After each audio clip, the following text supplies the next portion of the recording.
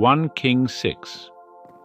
And it came to pass in the 480th year after the children of Israel were come out of the land of Egypt, in the 4th year of Solomon's reign over Israel, in the month Ziv, which is the 2nd month, that he began to build the house of Jehovah.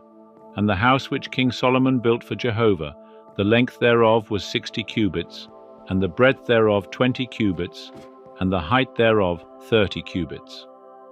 And the porch before the temple of the house, 20 cubits, was the length thereof, according to the breadth of the house, and 10 cubits was the breadth thereof before the house. And for the house he made windows of fixed lattice work, and against the wall of the house he built stories round about, against the walls of the house round about, both of the temple and of the oracle, and he made side chambers round about. The nethermost story was 5 cubits broad, and the middle was 6 cubits broad, and the third was 7 cubits broad. For on the outside he made offsets in the wall of the house round about, that the beams should not have hold in the walls of the house. And the house, when it was in building, was built of stone made ready at the quarry, and there was neither hammer nor axe, nor any tool of iron heard in the house, while it was in building. The door for the middle side chambers was in the right side of the house, and they went up by winding stairs into the middle story, and out of the middle into the third. So he built the house and finished it, and he covered the house with beams and planks of cedar, and he built the stories against all the house, each 5 cubits high, and they rested on the house with timber of cedar.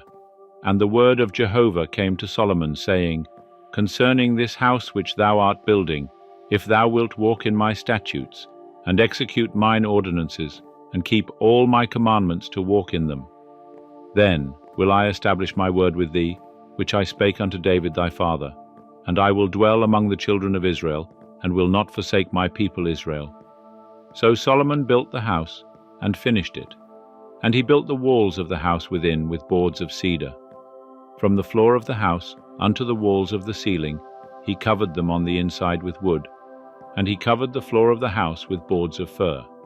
And he built 20 cubits on the hinder part of the house with boards of cedar from the floor unto the walls of the ceiling. He built them for it within, for an oracle, even for the most holy place. And the house, that is, the temple before the oracle, was 40 cubits long. And there was cedar on the house within, carved with knops and open flowers. All was cedar. There was no stone seen. And he prepared an oracle in the midst of the house within, to set there the ark of the covenant of Jehovah. And within the oracle was a space of 20 cubits in length, and 20 cubits in breadth, and 20 cubits in the height thereof. And he overlaid it with pure gold, and he covered the altar with cedar. So Solomon overlaid the house within with pure gold, and he drew chains of gold across before the oracle, and he overlaid it with gold.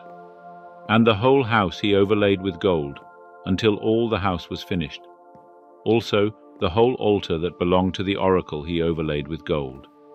And in the oracle he made 2 cherubim of olive wood, each 10 cubits high. And 5 cubits was the one wing of the cherub, and 5 cubits the other wing of the cherub. From the uttermost part of the one wing unto the uttermost part of the other were 10 cubits. And the other cherub was 10 cubits. Both the cherubim were of one measure and one form. The height of the one cherub was 10 cubits, and so was it of the other cherub.